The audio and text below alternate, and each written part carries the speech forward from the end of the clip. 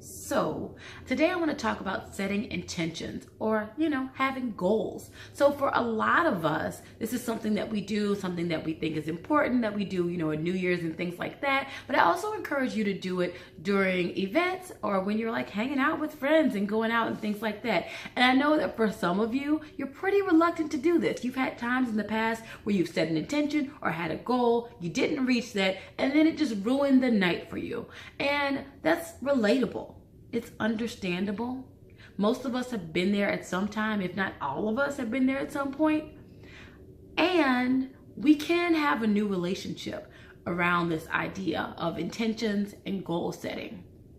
So what I'm encouraging you to do is not so much to think about very specific things that you have to do in order to check things off a list or in order to feel like you've had a wonderful night or a productive night, but to think about it more generally. So start kind of checking in with your gut and seeing what it is that you want to leave feeling or what it is that you want to leave knowing. So if, for example, if you're attending a party, maybe thinking about it in terms of, well, when I leave this party, I want to experience greater connection. I want to feel like I was seen and that people cared that I was there in some way. And so what that might look like in terms of specific goals might be things like I want to make friends with the host. And so that way I can get invited to these parties again and I can feel like, like the most important or the biggest person at the party saw me and noticed me, and that will give me that validation that I wanted and that I felt like was important for me tonight. Cool. So you get into the party and perhaps the host is available and y'all hit it off right away. And more likely than not, because that person is the host, that person might be really busy with wiping down tables, or they might have a bunch of different emergencies and things to handle. They might be answering the door and stuff like that. And so you then have some options.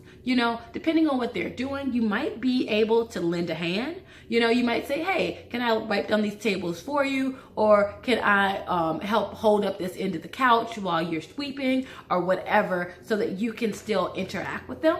And you could perhaps kind of chit chat with them a bit while they're doing the doing of it all, and doing all of the cleanup and the organizing and stuff like that, perhaps. Or they might have it under wraps, but just kind of need to keep moving quickly.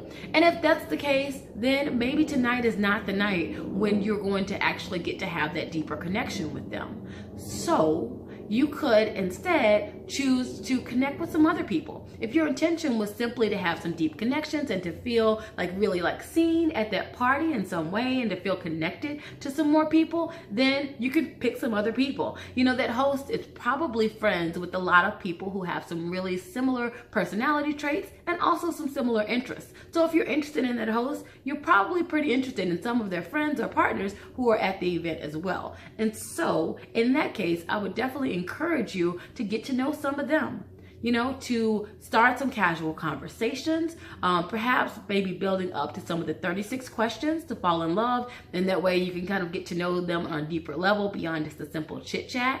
And that could allow you to really make an impression.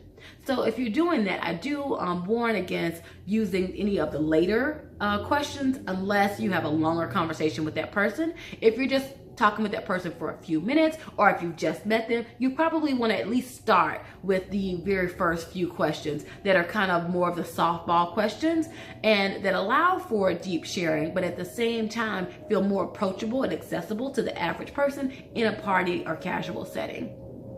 Cool. So that's another way that you could connect with people.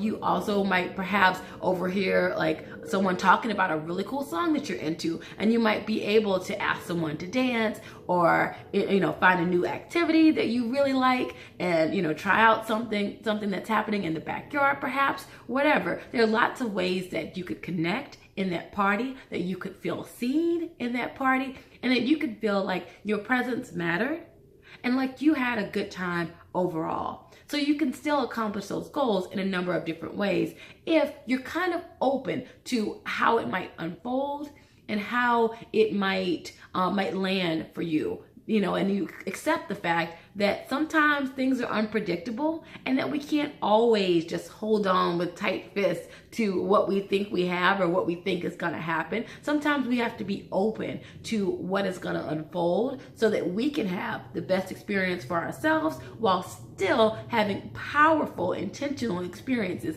that enrich our lives and allow us to get the things that we've really been seeking and wanting. So that is my hope and my intention for you on this day, on this weekend, on every single day of your life. I love you bunches, and please comment down below and let me know how everything around this goes for you. All right, bye for now.